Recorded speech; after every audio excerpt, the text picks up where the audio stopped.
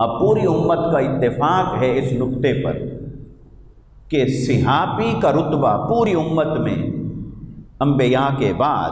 صحابی کا رتبہ سب سے بلند ہے۔ یعنی آقا علیہ الصلوۃ والسلام پر ایمان لانے والوں میں اور غیر انبیاء میں جب ہم بات کریں گے، انبیاء کے علاوہ چاہے آدم علیہ السلام سے لے کر آقا علیہ السلام کی بعثت سے قبل تک جتنے بھی اہل ایمان تھے غیر انبیاء میں، وہ بھی، اور آقا علیہ السلام کے بعد پھر اب قیامت تک، یعنی تمام انسانوں کے اندر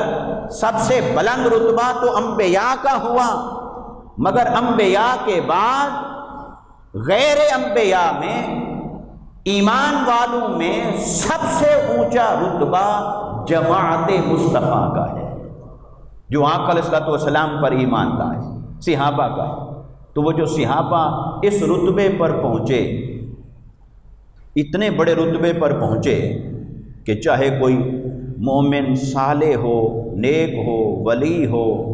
وہ ابدال ہو، غوث ہو، قطب ہو، جتنے بڑے مقام پر پہنچ جائے، روحانی مقام پر، مگر وہ صحابی کے مقام کو نہیں پہنچ سکتا،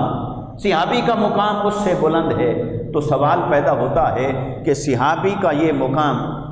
یہ صحابی کا رتبہ اور مقام اسے کس سبب سے ملا ہے؟ کس وجہ سے صحابی کو یہ مقام ملا؟ کیا بہت زیادہ مال خرچ کر کے وہ صحابی بنے؟ بے شک انہوں نے مال خرچ کیا، مگر ان کے مال خرچ کرنے نے انہیں صحابی نہیں بنایا۔ کیا وہ اپنی جانیں قربان کر کے، جہاد کر کے صحابی بنے؟ بے شک انہوں نے جانیں قربان کی اور جہاد بھی کیا، مگر اس شے نے انہیں صحابی نہیں بنایا۔ انہوں نے نمازیں پڑھی، فرض بھی ادا کیے، نفل بھی، راتوں کا قیام بھی کرتے رہے، دن بھر کے روزے بھی رکھے، فرض روزے بھی رکھے، نفلی روزے بھی ادا کیے، قیام بھی، مجاہدہ بھی، ریاضت بھی، حمد و ثنا بھی، تسبیح اور تحلیل بھی، ہر طرح کی نیکی انہوں نے کی، مالی عبادت، بدنی عبادت، قولی عبادت، فعلی عبادت، ہر طرح کی عبادات کی صحابہ کرام نے، لیکن انہیں اولیاء سے بھی بلند رتبہ، صالحین میں سب سے اونچا مقام امت مصطفیٰ کے اندر کس شے نے دیا ہے؟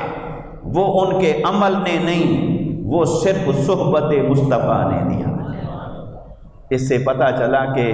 اگر تمام نیکوکاروں کی نیکیاں ایک پلڑے میں رکھی جائیں،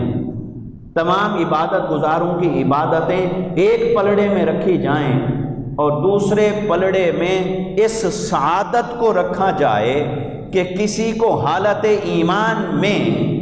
آقا علیہ السلام کی حیات ظاہری کی صحبت نصیب ہو گئی، اس ایک سعادت کو، اس ایک عمل کو ایک پلڑے میں رکھا جائے اور باقی سارے اعمال کو دوسرے پلڑے میں رکھا جائے، تو وہ وہی پلڑا بھاری ہو جاتا ہے جس میں صحبت مصطفیٰ کی سعادت شامل ہوگی۔ تو اب بتائیے،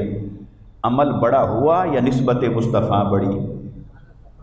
عبادت بڑی ہوئی یا نسبت اور صحبت مصطفیٰ بڑی ہوئی؟ تو عبادت کو بھی اللہ تعالیٰ نے،